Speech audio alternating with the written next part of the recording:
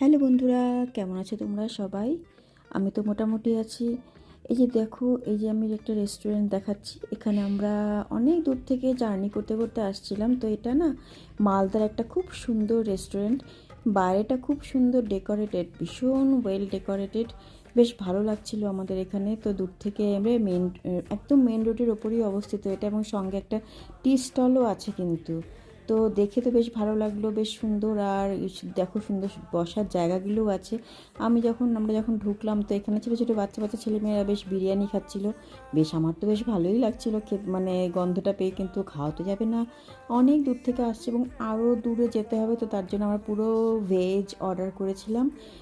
পনির, mushroom, chilli mushroom, ডাল makhani, fry, salad, এই ইত্যাদি আর কি, টক দই। তো খেতে তো ভীষণ ভালো লাগছিলো, এবং খাওয়া দাওয়াও ভীষণ ভালো ছিল এদের। প্রত্যেকটা মেনু এবং রান্না ভীষণ ভালো, এবং এদের আতিথেয়তা আপ্যায়নও ভীষণ ভালো। বেশ মজা করে খেয়ে নিলাম। কেমন লাগলো ব্লগটা বলো।